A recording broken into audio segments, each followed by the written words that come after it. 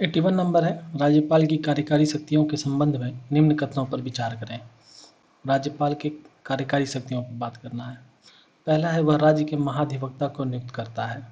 दूसरा है, वह राज्य लोक सेवा आयोग के अध्यक्ष और सदस्यों को नियुक्त करता है और उन्हें पद से हटा सकता है। तीसरा है, वह राज्य के उच्च न्यायालयों के न्यायाधीशों की नियुक्ति करता है पर उन्हें उनके पद से विमुक्त नहीं कर सकता है। और चौथा है, वह राज्य निर्वाचन आयुक्त को नियुक्त करता है और उनकी सेवा शर्तें और कार्यावधि तय करता है। इसमें बताना है कौन से कथन सत्य हैं। इसमें कथन 1 और 4 1 और 4 सही है, जबकि सेकेंड एंड थर्ड गलत है। देखिए, वह राज्य के महाधिवक्ता को नियुक्त करता है, ये कथन बिल्कुल सही है। वह राज्य लोक सेवा आयोग के अध्यक्ष और सदस्यों को नियुक्त करता है, ये सही है। और उन्हें पद से हटा सकता है, ये गलत है।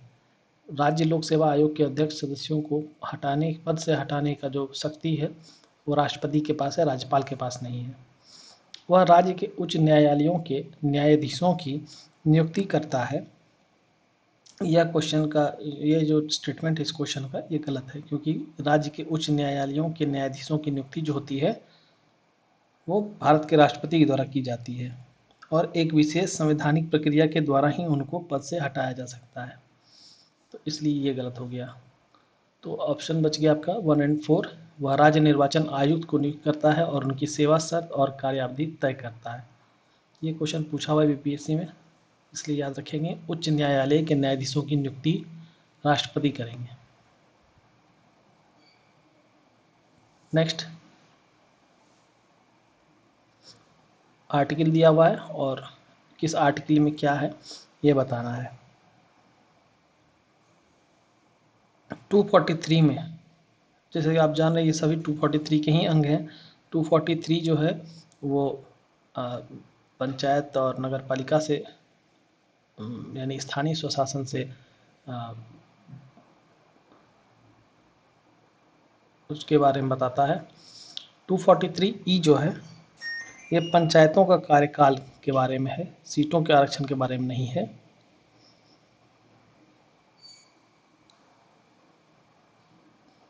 टू 243G जो है ये पंचायतों की शक्तियां, प्राधिकार और उत्तरदायित्व के बारे में है। 243 का K जो है ये पंचायत चुनाव के बारे में है। 243 का H जो है ये पंचायतों की कर रोपण की शक्ति है। तो ये तीनों सही हैं, ये गलत है। 243 का E सीटों का आरक्षण नहीं है, तो आपका गलत आंसर हो जाएगा A। 243E में पंचायतों का कार्यकाल है, याद रखेंगे। इसमें क्या है, पंचायतों का कार्यकाल, टेन्योर। G में पंचायतों की शक्तियां हैं, K में चुनाव और H में करारोपण की शक्ति। तो ये तीनों याद रखेंगे। 83 है, निम्नलिखित कथनों पर विचार करें। समृद्धि का अर्थ है देश में वस्तुओं और सेवाओं की उत्पादन क्षमता में वृद्धि।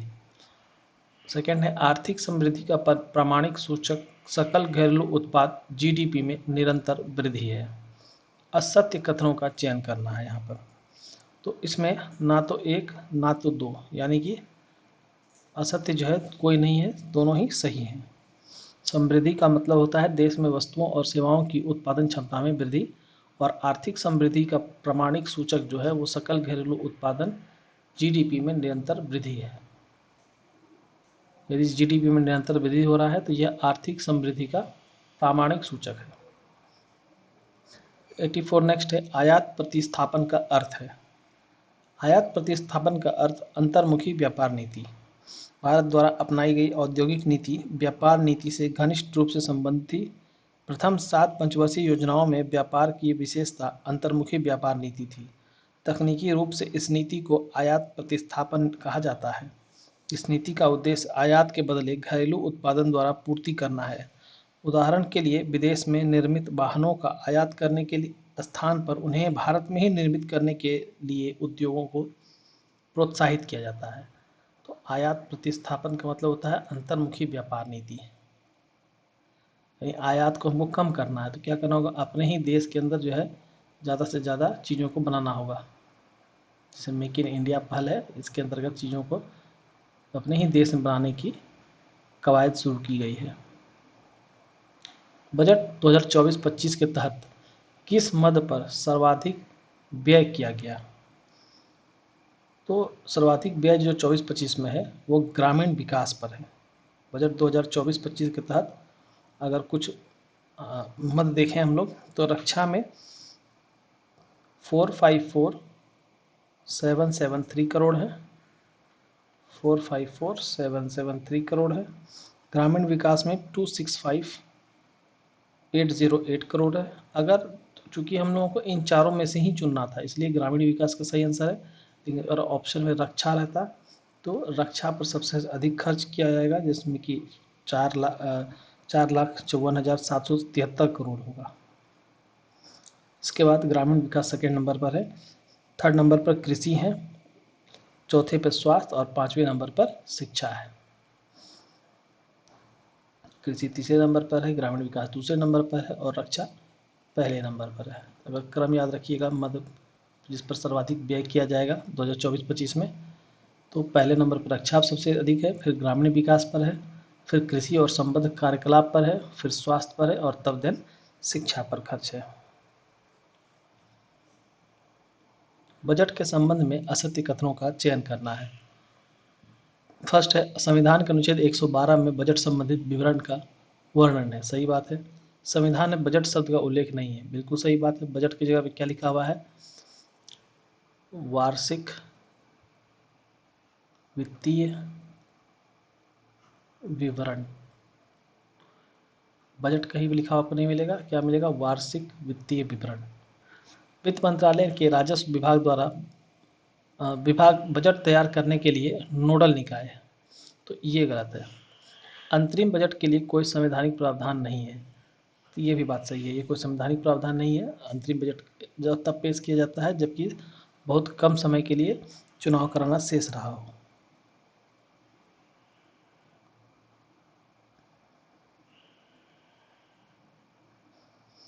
वित्त मंत्रालय का आर्थिक कार्य विभाग जो है वह बजट तैयार करने के लिए उत्तरदायी नोडल निकाय है। तो राजस्व विभाग नहीं होकर के यहाँ पर क्या होगा? आर्थिक कार्य विभाग। आर्थिक कार्य विभाग। वित्त मंत्रालय के आर्थिक कार्य विभाग जो है ये बजट तैयार करने के लिए नोडल निकाय है। मुद्रा अवमूल्यन के संबंध में कौन सा कथन सत्य है? सही बताना है। यानी मनी डिवोल्यूशन, जो डिवोल्यूशन ऑफ मनी होता है उसके बारे में कौन सा कथन सही है? पहला है इस प्रक्रिया से मुद्रा अवमूल्यन करने वाले देश का आयात कम और निर्यात बढ़ जाता है। ये तो बिल्कुल सही है। मुद्रा का अवमूल्यन किया ही इसलिए जाता था कि निर्यात जहाँ ज़्यादा से ज़्यादा होगा तो उसमें बाहर से डॉलर ज़्यादा से ज़्यादा मात्रा में आएंगे या पैसे जो है वो ज़्यादा से ज़्यादा मात्रा में आएंगे। तो इस प्रक्रिया से मुद्रा अवमूल्यन करने वाले देश का आयात तो कम और निर्यात ज़्यादा हो जाता है। इस प्रक्रिया से मुद्रा अवमूल्यन करने वाले देशों में विदेशी निवेश में कमी आ जाती है। ऐसी ये तो गलत है। इस प्रक्रिया से मुद्रा अवमूल्यन करने वाले देश का आयात अधिक और निर्यात कम हो जाता है। ये तो बिल्कुल गलत है। इसका अपोजिट दे दिया है। उपयोग में से एक से अधिक भी नहीं होगा। इसका आंसर हो जाएगा ए, यानी मुद्रा अवमूल्यन करने वाले देश का आयात तो कम और निर्यात ज़्यादा हो जाता है। भारत में भी कई बार मुद्रा का अवमूल्यन हुआ है। 88 प्रति व्यक्ति आय पर कैपिटा इनकम क्या होता है? तो एक व्यक्ति की यानी कितना इनकम एक व्यक्ति कमा रहा है वो हमें कैसे पता चलेगा? जब हम लोग राष्ट्रीय आय में कुल जनसंख्या से भाग दे देंगे, पूरे राष्ट्र की जो आय है उसमें अगर हम लोग कितनी जनसंख्या इससे भाग दे देंगे तो हमें प्रति व्यक्ति आय पता चल जाएगी। मुद्रास्फीति की अवस्था में किसे लाभ होगा? यानी इन्फ्लेशन अगर होगा, अगर मुद्रास्फीति होगी तो इसमें किसको लाभ होगा? तो लेनदार को लाभ होता है। देनदार को नहीं होता है। स्थायी वेतन वालों को कोई बिल्कुल नहीं होता। पेंशन प्राप्त करने वालों को भी कोई लाभ नहीं होगा, लेकिन जो लिया है उसको लाभ हो जाता है। लेनदार जो है उसको लाभ हो जाएगा। केवल एक। मुद्रास्फीति से अभिप्राय दीर्घकाल में सामान्य कीमत स्तर में वृद्धि की स्थिति से है। जब कीमतों के सामान्य स्तर में लगातार वृद्धि होने लगती है तो वह मुद्रास्फीति की अवस्था कहलाती है। दूसरे शब्द में कहें तो मुद्रा के मूल्य या क्रय शक्ति का कम होना या नुकसान होना ही मुद्रास्फीति की अवस्था है। अतः जहां आय की राशि फिक्स्ड है उन्हें नुकसान होगा, लेनदार को लाभ होगा क्योंकि दीर्घकाल में उसे वास्तविक मूल्य से कम मूल्य की मुद्रा ही लौटानी पड़ेगी। 90 कौन सी पंचवर्षीय योजना मानव संसाधन विकास पर केंद्रित थी? तो 8वीं पंचवर्षीय योजना जो थी वह मानव संसाधन विकास ह्यूमन डेवलपमेंट पर केंद्रित थी। पहली पंचवर्षीय योजना फर्स्ट जो था इसका मुख्य उद्देश्य क्या था? अर्थव्यवस्था के संतुलित विकास की प्रक्रिया को आरंभ करना था, जिसमें कृषि पर जोर दिया गया था। इसकी प्राथमिकता कृषि थी। तृतीय प्रथम की तृतीय पंचवर्षीय योजना जो थी इसमें अर्थव्यवस्था को आत्मनिर्भर बनाना था और स्वतः अवस्था में स्फूर्त अवस्था में पहुंचाना था। तो इसमें कृषि और उद्योग थर्ड में दोनों ही को प्राथमिकता दिया गया। फर्स्ट में सिर्फ कृषि, थर्ड में कृषि और उद्योग दोनों को। पांचवा जो था ये गरीबी उन्मूलन के लिए, इसमें गरीबी हटाओ का नारा भी दिया गया था, गरीबी उन्मूलन, इस पर विशेष ध्यान दिया गया था पंचम में। और 8वीं जो थी यह मानव संसाधन विकास पर केंद्रित थी।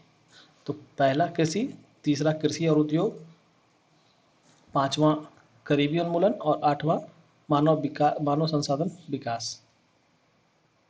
मिलान करना है, कुछ समिति दिया हुआ यहाँ और वो किससे संबंधित थी इससे मिलान करना है। तो भंडारी समिति जो थी यह क्षेत्रीय ग्रामीण बैंकों की पुनर्संरचना से संबंधित था, आरआरबी। स्वामीनाथन समिति जो था यह जनसंख्या नीति से संबंधित थे। रंगराजन समिति जो था यह भुगतान संतुलन से संबंधित था। वहीं राजा चलैया समिति कर सुधार संबंधित थे। तो यहाँ से अगर ऑप्शन देखेंगे तो इसका आंसर डी हो जाएगा, 4321। भंडारी समिति क्षेत्रीय ग्रामीण बैंक की पुनर्संरचना से संबंधित थे, स्वामीनाथन समिति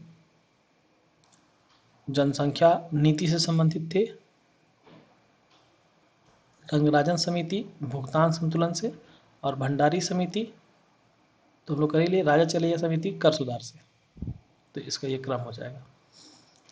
92 आर्थिक नियोजन का विषय किस में आता है? तो ये समवर्ती सूची में आता है, कंकरेंट लिस्ट में।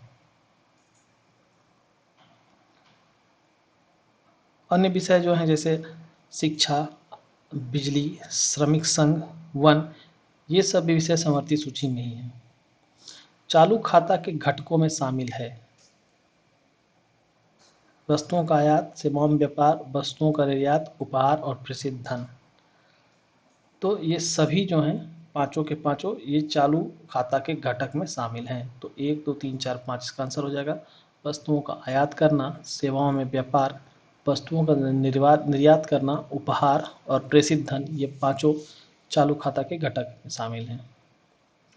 बैंक दर में वृद्धि सामान्यतः इस बात का संकेत है कि इसका संकेत होता है केंद्रीय बैंक जो है वो महंगी मुद्रा नीति का अनुसरण करते हैं। केंद्रीय बैंक महंगी मुद्रा नीति का अनुसरण कर रहे हैं तो बैंक रेट में वृद्धि होगी।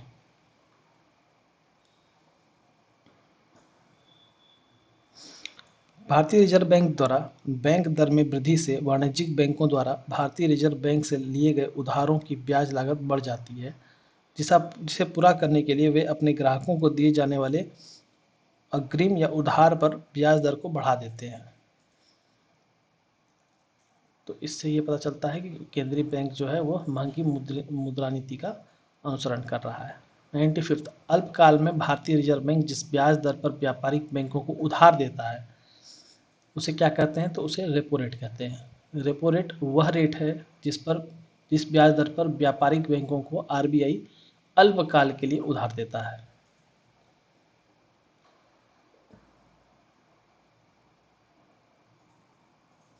नेक्स्ट, बिहार के उस क्रांतिकारी का नाम बताइए जिसने सितंबर 1928 में हिंदुस्तान सोशलिस्ट रिपब्लिकन आर्मी की बैठक में भाग लिया था। तो ये फणींद्रनाथ घोष थे जो कि सितंबर 1928 में HSRA की बैठक में भाग लिए थे और ये बिहारी थे। चूँकि तो ये दिल्ली के फिरोज शाह कोटला मैदान में HSRA की बैठक हुई थी, याद रखेंगे।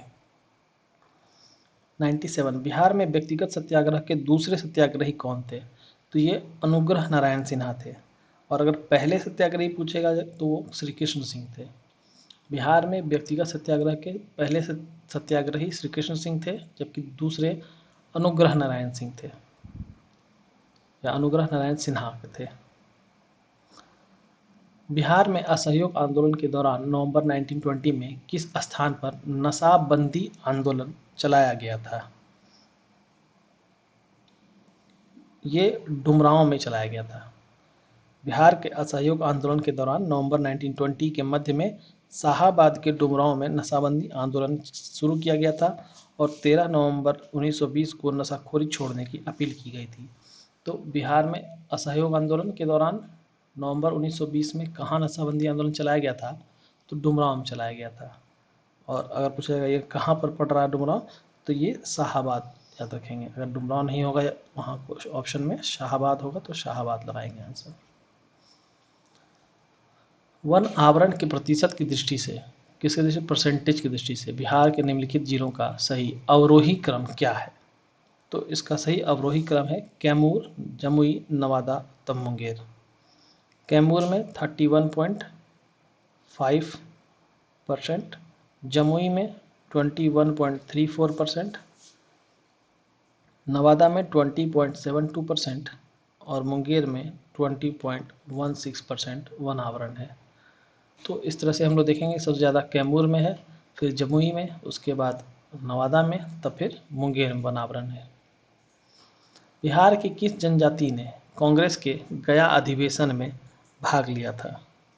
तो ये उरांव जनजाति जो थी, 100 का 3 उरांव जनजाति जो थी, केवल 3, ये कांग्रेस के गया अधिवेशन में इन्होंने भाग लिया था।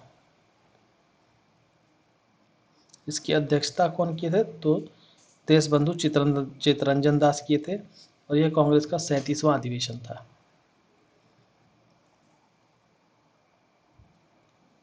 इसको सुमेलित करना है। चेर विद्रोह जो था ये 1800 से 1802 के बीच में हुआ था, तो ये तो सही है। कोल विद्रोह जो था ये 1831-32 के समय हुआ था, ये भी सही है। भूमिज विद्रोह जो था 1832-33 में हुआ था, यह भी सही है। और संथाल विद्रोह 55-56 में हुआ था, यह भी सही है। तो चारों मिला हुआ है, ए का 1, बी का 2, सी का 3 और 4 डी का। तो ए इसका सही आंसर हो जाएगा। इसके अलावा मुंडा आंदोलन 1899 से 1900 के बीच में हुआ था। ताना भगत आंदोलन 1914 में हुआ था। खरवार आंदोलन 1874 में हुआ था। तो ये तीनों अलग से याद रखेंगे फैक्ट को। बिहार में चौथा कृषि रोड मैप का कार्यकाल कब से कब तक है? तो चौथा कृषि रोड मैप जो है 1 अप्रैल 2023 से 31 मार्च 2028 तक है। इसका आंसर हो जाएगा बी। 1 अप्रैल 2023 से 31 मार्च 2028, 5 ईयर्स के लिए इसका कार्यकाल है। बिहार में ग्राम सभा का कोरम गणपूर्ति में कुल सदस्यों की संख्या कितनी होनी चाहिए? तो ये 1/20 होनी चाहिए। बिहार के सुप्रसिद्ध सूफी संत शरफुद्दीन मनेरी, याहिया मनेरी भी लिखा जाता है कहीं कहीं, इनका संबंध किस सूफी संप्रदाय से था? तो ये फिरदौसी संप्रदाय से संबंधित थे। शरफुद्दीन मनेरी फिरदौस संप्रदाय से थे। बिहार में सर्वाधिक आम उत्पादन वाले 3 जिले, तो ये दरभंगा, पूर्वी चंपारण और वैशाली है। दरभंगा, पूर्वी चंपारण और वैशाली है। अगर केला की बात की जाए तो मधुबनी, वैशाली और मुजफ्फरपुर हो जाएगा। अगर अमरूद की बात की जाए तो नालंदा, मुजफ्फरपुर, रोहतास हो जाएगा। लीची उत्पादन की बात की जाए तो मुजफ्फरपुर, पूर्वी चंपारण और वैशाली हो जाएगा। जबकि आम उत्पादन की बात की जाए तो दरभंगा, पूर्वी चंपारण और वैशाली प्रमुख 3 जिले हैं। कहा जा रहा है कौन सा मिलान गलत है? तो कर्मनासा जलप्रपात जो है ये बक्सर में है। मांजर कुंड जलप्रपात जो है ये सासाराम रोहतास में है, ना कि नालंदा में है। ये सासाराम रोहतास में है। तो ये मांझर कुंड जलप्रपात गलत हो जाएगा। जियार कुंड जलप्रपात भोजपुर में है तथा तेलहर कुंड जलप्रपात कैमूर में है। तो ये भी सही है, ये भी सही है, ये भी सही है, गलत ये है। तो गलत ही बताना है, तो आपका आंसर हो जाएगा बी। दुर्गावती जलप्रपात पूछा जाए तो रोहतास में है। काकोल जलप्रपात नवादा में है। धुआं कुंड जलप्रपात सासाराम रोहतास में है। माझर कुंड भी रोहतास में है। तुतला भवानी जलप्रपात भी सासाराम रोहतास में ही है। तो ये सब कुछ ध्यान रखिएगा। निम्नलिखित कथनों पर विचार करें। पटना उच्च न्यायालय का गठन भारत सरकार अधिनियम 1909 के अंतर्गत 3 फरवरी 1916 को किया गया था। पटना के उच्च न्यायालय के प्रथम मुख्य न्यायाधीश sir Edward Maynard des Champs Chamier थे। पटना उच्च न्यायालय के वर्तमान मुख्य न्यायाधीश के विनोद चंद्रन हैं और उच्च न्यायालय पटना में मुख्य न्यायाधीशों सहित 29 न्यायाधीश हैं और 14 अतिरिक्त न्यायाधीश हैं। तो इसमें जो है सभी जो हैं वो सही कथन है और सही कथन पूछा जा रहा है। तो इसका आंसर डी हो जाएगा। 1, 2, 3 एंड 4। एक बार इसको रिवीजन कर लीजिए। पटना उच्च न्यायालय का गठन भारत सरकार अधिनियम 1909 के अंतर्गत 3 फरवरी 1916 को किया गया था। पटना उच्च न्यायालय के प्रथम मुख्य न्यायाधीश सर एडवर्ड मेनार्ड डेस चैम्प्स केमियर थे। पटना उच्च न्यायालय के वर्तमान मुख्य न्यायाधीश के विनोद चंद्रन हैं और उच्च न्यायालय पटना में मुख्य न्यायाधीशों सहित 29 न्यायाधीश हैं तथा 14 अतिरिक्त न्यायाधीश हैं। नेक्स्ट चलते हैं 108 पर।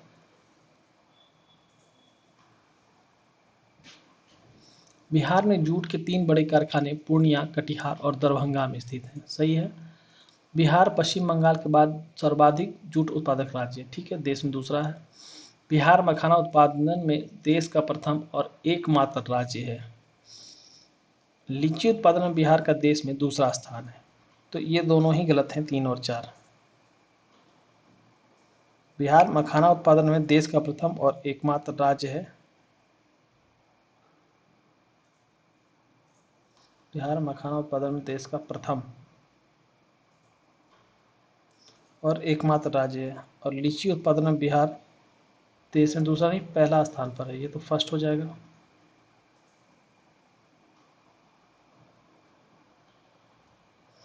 और ये भी सही हो जाएगा। तो आंसर 1, 2, 3 और 1, 2, 3 तो ऑप्शन में ही नहीं है।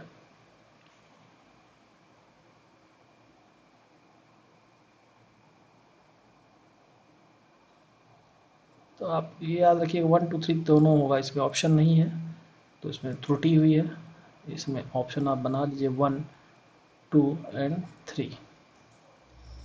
मखाना उत्पादन बिहार देश में प्रथम और एकमात्र राज्य है।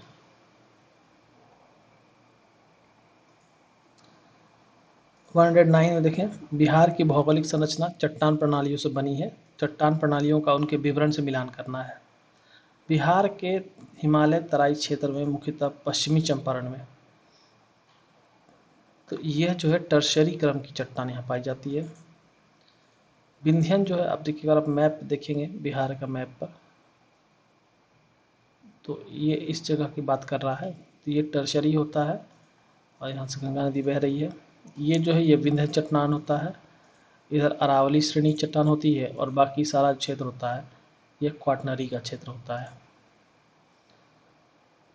तो विंध्य चट्टान जो होगी ये दक्षिण पश्चिम बिहार, कैमूर और सोन घाटी रोहतास, ये विंध्य चट्टान यहाँ हो जाएंगी आपकी। उसके बाद आपका गंगा का जो मैदान होगा, ये गंगा का मैदान, ये पूरा भाग ये आपका क्वाटनरी हो जाएगा। और धारवाड़ चट्टान दक्षिण पूर्व बिहार, जैसे मुंगेर, जमुई, नवादा, जहाँ अभ्रक के निक्षेप पाए जाते हैं, वहाँ धारवाड़ चट्टान मिलेगा आपको।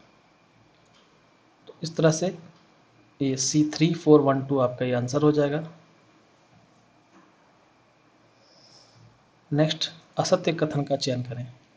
सोहर शिशुओं के जन्म पर महिलाओं द्वारा गाया जाने वाला गीत है। एक्चुअली ये लोकगीत है एक प्रकार का। तो ये बिल्कुल सही है। कजरी यह सावन के समय युवक युवतियों द्वारा गाया जाने वाला लोकगीत है। ये भी सही है। झरने नृत्य यह मुहर्रम के वक्त आयोजित किया जाता है। यह भी सही है। चैता फाल्गुन माह में गाया जाने वाला लोकगीत है। तो ये फाल्गुन माह में नहीं बल्कि चैत माह में गाया जाता है। चैता नाम ही से पता चलता है कि चैत महीने का है, तो ये गलत हो जाएगा। बाकी आपका सब सही है। सोहर शिशुओं के जन्म पर महिलाओं द्वारा गाया जाता है। कजरी सावन के समय युवक युवतियों द्वारा गाए जाने वाला लोकगीत है। झरनी मुहर्रम के वक्त आयोजित किया जाता है।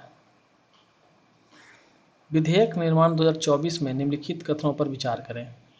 गुजरात सरकार ने यह विधेयक पारित किया है और यह बुनियादी ढांचा क्षेत्र से संबंधित है। कौन सा कथन सत्य है? तो इसमें दोनों ही कथन गलत हैं। उत्तर प्रदेश सरकार ने राज्य में निवेश को बढ़ावा देने के लिए इसको पारित किया है, यूपी गवर्नमेंट ने।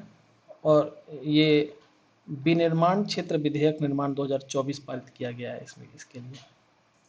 तो इसका आंसर हो जाएगा ना तो 1 और ना ही 2। दिव्य कला मेला और दिव्य कला शक्ति के संबंध में निम्नलिखित कथनों पर विचार करें। इसका आयोजन पर्यटन मंत्रालय द्वारा किया गया था। तो इसका आयोजन सामाजिक न्याय एवं अधिकारिता मंत्रालय, भारत सरकार और दिव्यांगजन सशक्तिकरण विभाग ने संयुक्त रूप से किया था, तो ये गलत हो गया। और जयपुर नहीं, ये उड़ीसा के भुवनेश्वर में किया गया था। इसका उद्देश्य देश भर के दिव्यांग उद्यमियों और कारीगरों की प्रतिभा को उजागर करना है, तो ये तो सही है। तो कितने सत्य हैं अगर कहा जाए तो केवल एक सत्य है, और वो सत्य है 3 नंबर में। नेक्स्ट 113 में प्रोजेक्ट नेक्सस के संबंध में निम्नलिखित कथनों पर विचार करें। यह भारतीय रिजर्व बैंक और आसियान देशों के केंद्रीय बैंक का संयुक्त सहयोग है। यह सीमा पार से आतंकी वित्तपोषण से संबंधित है। तो आतंकी वित्तपोषण से संबंधित नहीं है, लेकिन यह भारतीय रिजर्व बैंक और आसियान देशों के केंद्रीय बैंकों का संयुक्त सहयोग जरूर है, इसलिए इसका आंसर हो जाएगा केवल 1। भारत का कौन सा राज्य 10 वर्षों के लिए सड़क सुरक्षा कार्य योजना अपनाने वाला पहला राज्य बन गया है? तो राजस्थान जो है वो 10 वर्षों के लिए सड़क सुरक्षा कार्य योजना अपनाने वाला पहला राज्य बन गया है। डीडी रोबोकॉन इंडिया 2024 के संबंध में निम्नलिखित कथनों पर विचार कीजिए। डीडी रोबोकॉन इंडिया 2024, पहला है यह दिल्ली में आयोजित किया गया था। दूसरा है यह आईआईटी दिल्ली और प्रसार भारती द्वारा आयोजित 2 दिवसीय रोबोट प्रतियोगिता थी। तो ये आईआईटी दिल्ली और प्रसार भारती ने दिल्ली में 2 दिवसीय रोबोट प्रतियोगिता डीडी रोबोकॉन इंडिया का आयोजन किया, जिसमें देश भर के कॉलेजों ने भाग लिया। तो ये तो दोनों असत्य पूछ रहा है, कौन असत्य है? तो दोनों ही असत्य नहीं है, दोनों ही सही हैं, इसलिए इसका आंसर डी हो जाएगा। यानी कि यह भी सही है और यह भी सही है। तो गलत पूछ रहा है इसलिए कोई नहीं, सही पूछता तो फिर दोनों होता। ठीक है, इसलिए इस चीज़ को पढ़िएगा बढ़िया से। क्वेश्चन कथन सही गलत पूछ रहा है यहाँ। स्टॉर्म एक्स क्या है? यह स्पीड कार रेसिंग ईंधन है, स्टॉर्म एक्स। इससे किसने लॉन्च किया है? तो इंडियन ऑयल ने। इंडियन ऑयल में स्पीड कार रेसिंग ईंधन स्टॉर्म एक्स को लॉन्च किया है। भारत सरकार ने पहली राष्ट्रीय toll free anti narcotics helpline शुरू की है। हेल्पलाइन का नंबर है 1933। एक ईमेल सेवा भी शुरू हुआ है, वो याद रखेंगे, MANAS, इस नाम से ईमेल सेवा भी शुरू किया गया है। अमृत वृष्टि योजना के संबंध में निम्नलिखित कथनों पर विचार करें। इसे कृषि मंत्रालय द्वारा लॉन्च किया गया था और यह एक जमा योजना है। तो पूछ रहा है सत्य कौन सा है? तो केवल 2 सत्य है। कृषि मंत्रालय द्वारा इसे लॉन्च नहीं किया गया है, लेकिन यह एक जमा योजना जरूर है। स्टेट बैंक ऑफ इंडिया ने 444 दिनों की जमा योजना अमृत वृष्टि योजना शुरू की है। इसके तहत 444 दिन की योजना पर FD पर 7.25% वार्षिक के दर से ब्याज दिया जाएगा। तो इसमें कथन केवल 2 सही है। हाल ही में प्रधानमंत्री नरेंद्र मोदी द्वारा उद्घाटन किए गए ठाणे बोरीवली जुड़वां सुरंग के बारे में कथनों पर विचार करना है। पहला है, यह भारत की सबसे लंबी और सबसे बड़ी शहरी सुरंग है, तो ये सही है। सुरंग की लंबाई 10.8 किलोमीटर है, तो 10.8 नहीं है, इसकी लंबाई 11.8 किलोमीटर है। तो गलत कौन सा है? तो केवल दो गलत है। 120, बिहार सरकार द्वारा प्रथम ट्रांसजेंडर सब इंस्पेक्टर के रूप में किसे नियुक्त किया गया है? तो ये माधवी मधु कश्यप को नियुक्त किया गया है। माधवी मधु कश्यप।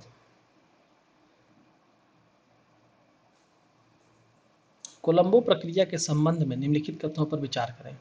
कोलंबो प्रक्रिया एक क्षेत्रीय परामर्श प्रक्रिया है जिसमें एशिया के 12 सदस्य देश शामिल हैं।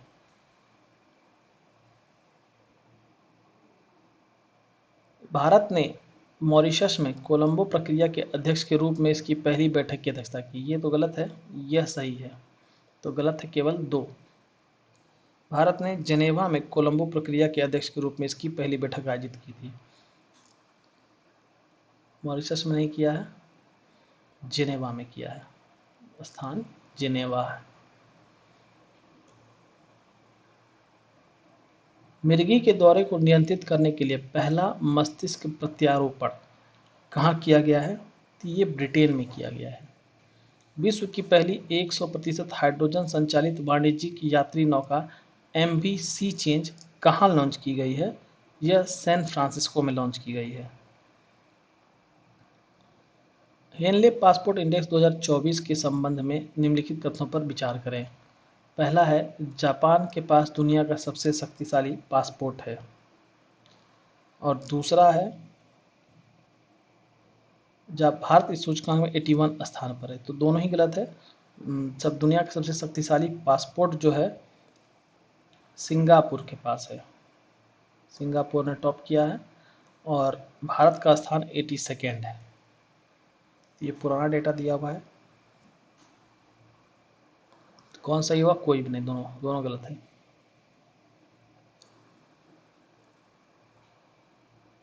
किस देश ने भारत को मोंगला बंदरगाह के टर्मिनल के संचालन का अधिकार दिया है? बांग्लादेश ने दिया है। ये करंट अफेयर्स मैंने परफेक्शन IAS की सीरीज की करवाई हुई है, कुछ अंतर्राष्ट्रीय करंट अफेयर्स, तो उसको अगर आप वीडियोस देखना चाहें ज़रूर देख लीजिए, उससे इसमें बहुत सारे क्वेश्चंस भी हैं। लंबी दूरी के ग्लाइड बम LRGB गौरव के संबंध में निम्नलिखित कथनों पर विचार करें। DRDO ने वायुसेना के सुखोई 30 MK1 लड़ाकू विमान से अपना पहला सफल परीक्षण किया।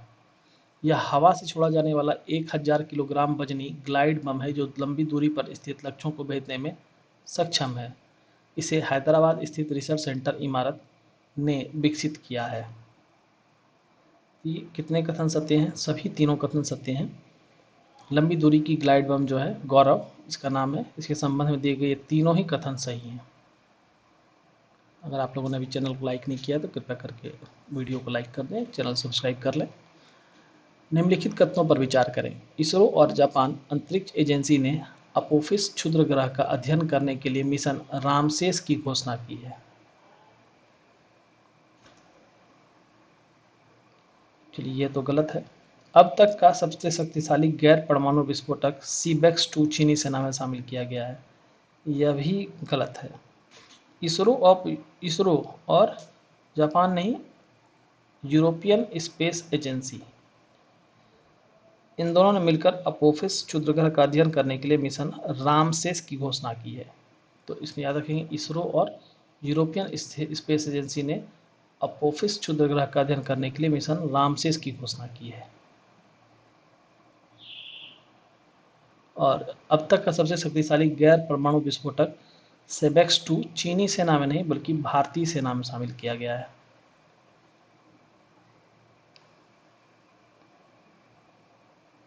विश्व बैंक द्वारा ease of doing business report के स्थान पर जारी की गई रिपोर्ट का क्या नाम है? तो इसका नाम है business ready be ready report.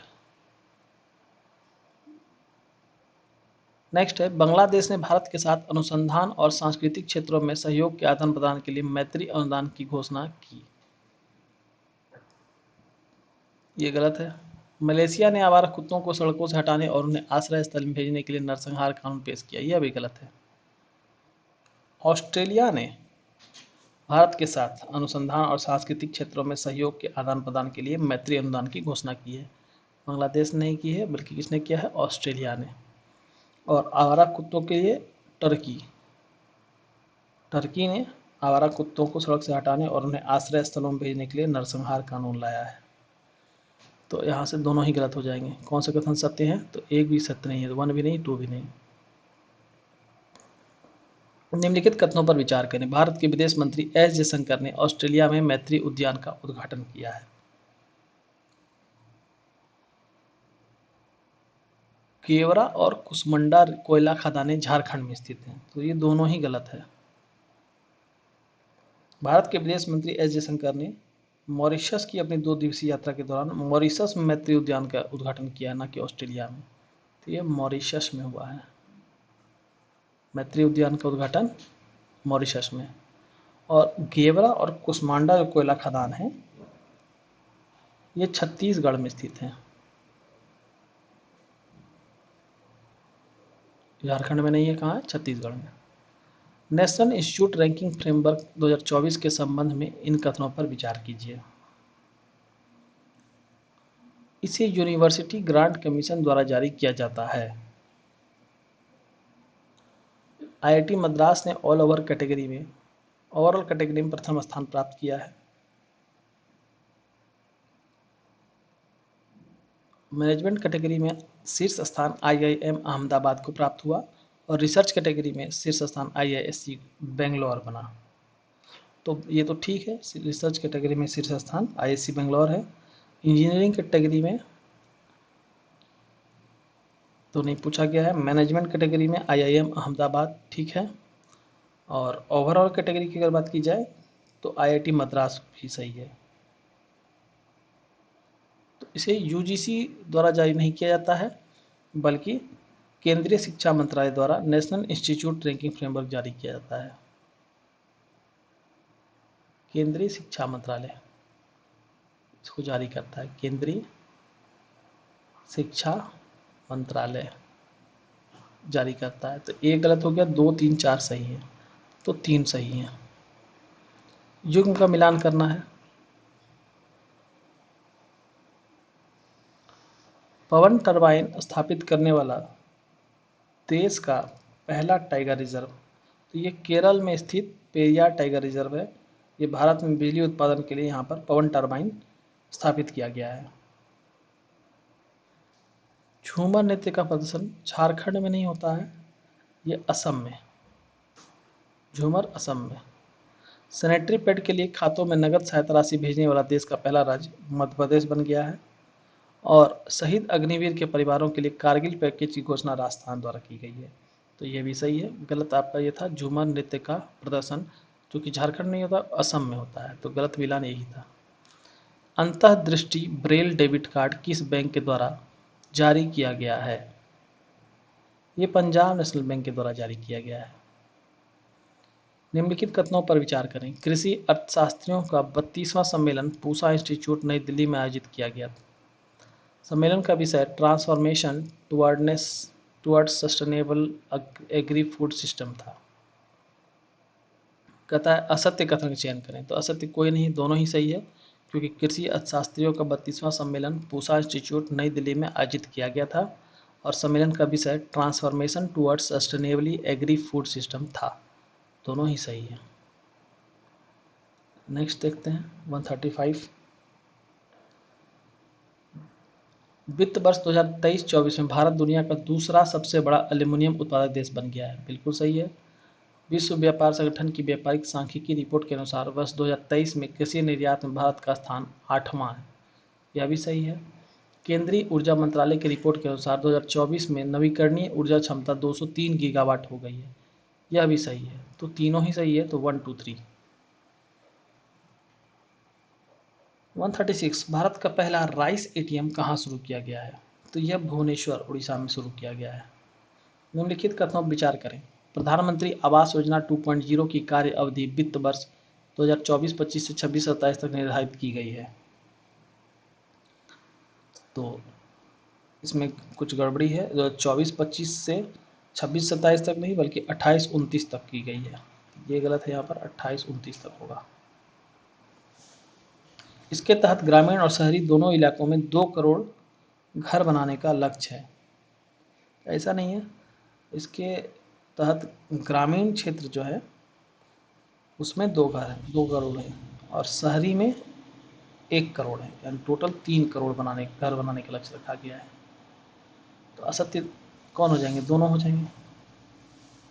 इसमें क्या गलती था? आवास योजना 2024-25 से लेकर 28-29 तक चलेगी, और ग्रामीण क्षेत्र में जो है 2 करोड़ घर बनेंगे, और शहरी क्षेत्र में 1 करोड़ घर बनाने का लक्ष्य रखा गया है। निम्नलिखित कथनों पर विचार करें। कल्पा सुवर्णा चावल की एक किस्म है। तो ये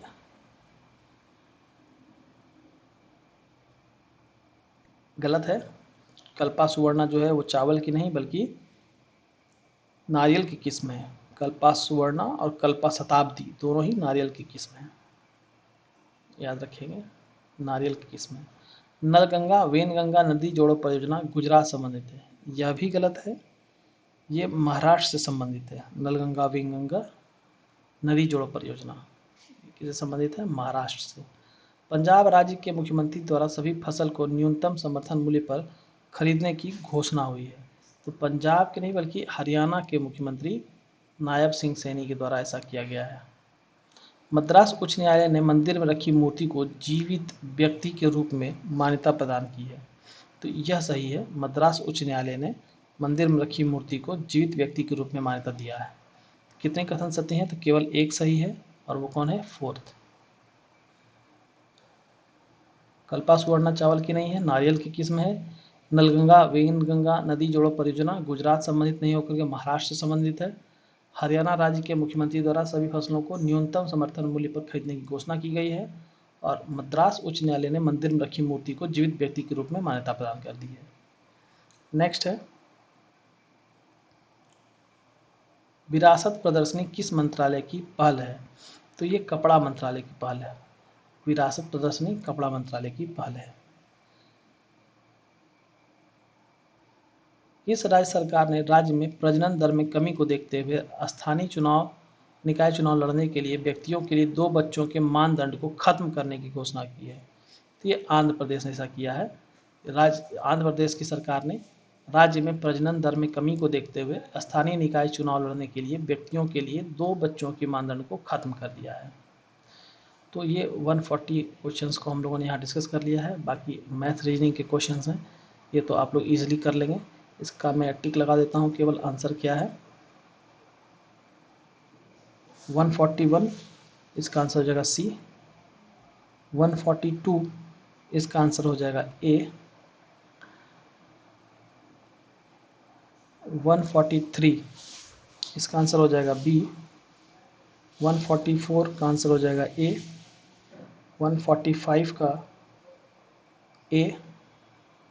146 का बी। 147 का बी। 148 का बी।